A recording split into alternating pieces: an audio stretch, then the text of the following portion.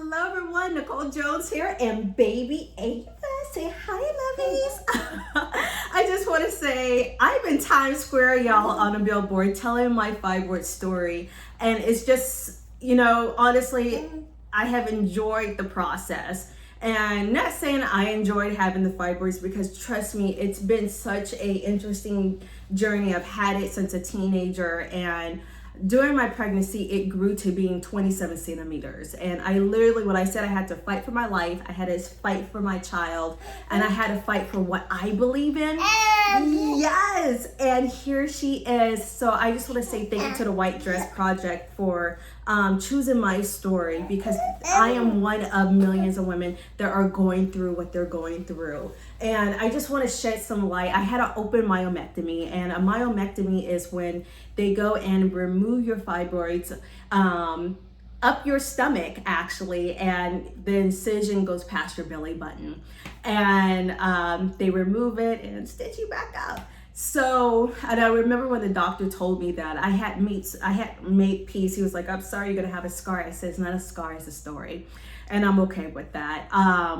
My fibroid grew rapidly when I found out that I was pregnant, which was very early on. I was showing, like, in a matter of first 4 weeks, like I was maybe 4 months pregnant. And when I went to go see my doctor, here we are during the pandemic, and he was like, "Oh wow, you're showing like you're ready to give birth. You're very tiny." And I was like, "Well, that's what I'm here for. Let me know, doc." And long story short, we went and we saw the ultrasound, and I saw her little heartbeat. It was like the most sweetest, cutest little thing. And I was like, that is my purpose. This is my little girl, and we're gonna fight. We're gonna fight. And I went, and the ultrasound guy said, "You know what, Nicole, this is why you're showing so quickly. You have a fibroid that's growing rapidly and is about 18 centimeters, small watermelon, y'all." And I'm so early on in my pregnancy. And I went and I talked to my doctor, and something in me said he's gonna ask me to terminate and gotta make peace. And I was talking to my partner, and he's like, "Well, do what you feel, but I feel like we need to fight." I said, "Yeah, we need to fight." And so talked to the doctor. He's like, "You know what? I feel like we need to terminate the pregnancy. Let's remove the fibroid, and then you can try again." And I was like, "You know what? I've had countless of miscarriages. I've gone through so much, but something about her heartbeat just made me feel like we're gonna rock and roll. We're gonna do this. And if you're not the right doctor for me, it's okay. Let me know, but I'm going to do this." And he was like, "This is going to be a really tough journey." I said, "That's okay." I said, "I'm prepared." I said, "Everything has gotten me to this point. I'm prepared." And so we went, and he's like, "I don't know if you're going to make it to 20 weeks. I was like, "Okay, well, we're going to find out. We're going to keep going." And trust me, it was a difficult pregnancy. But I try to stay as positive, because I knew that she felt what I felt. And I was just trying to uplift myself throughout. And I was just so blessed that I could even conceive. And I am enjoying my pregnancy. And as much as I could, I was on bed rest. And I remember going in, and, when I would go to get checkups, and they were like, "Oh, honey, I know you have to be in pain." And I was like, "No, not in pain. I just didn't want that in me." And I was like, "I'm doing great." And here we are. She decided to want to come on her own at 37 weeks. And this fibroid grew to 27 centimeters. So here I have this fibroid tumor that's basically 9 pounds. And this 5-pound baby, I had lost so much weight because I was so sick. And I was in a lot of pain. I would bleed off and on, but I was still staying positive. And the doctor said, "You know what, Nicole, I'm not sure if you're gonna live or if the baby's gonna live. I'm gonna need someone to make that decision if anything happens." And I was like, whoa.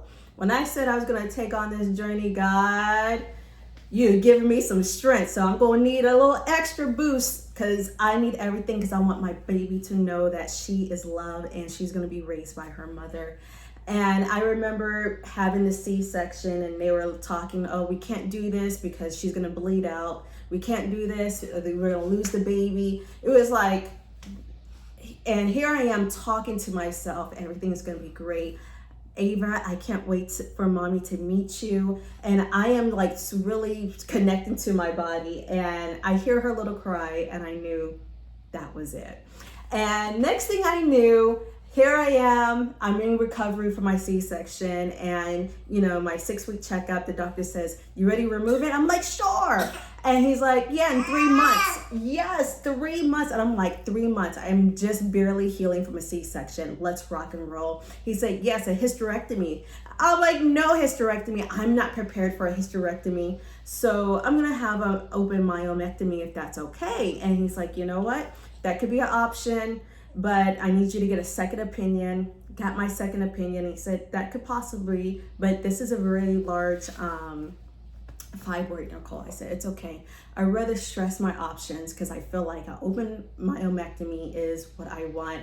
And, like I said, open myomectomy is when they go up your stomach and they remove your fibroids. And when the doctor said, after the whole surgery and everything, which was successful of an open myomectomy, he said, Nicole, when I went into your uterus, I was really surprised. We saw another large fibroid, which never came up in an MRI. I still don't know how you were able to hold a pregnancy in the first place because of the size. And I was like, you know what, doc, what is meant for you is meant for you. And my baby was meant for me. And I had the strength. And I thank you for going on the journey with me, because here I am with my daughter. I said, what's for you is for you. And I was at that moment, he was getting teary-eyed, I'm crying. And I was like, you know what? This is why you have to advocate for yourself. There's always something in you that knows what to do. Even if you don't, I always feel like stay calm, really think, and really connect with yourself. There's always something in you that says what to do. And I wanted to enjoy this journey because I felt like if this wasn't just for me, it was for another woman out there. That gives you just a little bit more hope to do what you feel to do. And while you're doing it, enjoy the journey. And trust me, there were so many people that were telling me, Nicole, you need to listen to the doctor. And I'm like, you know what, there's a place for doctors. And I said, but I believe this is what's best for me. And I'm so happy that I did. It was really tough. There was a lot of things that I had to put on the back burner for my life. And I was like, I have to bring my little life into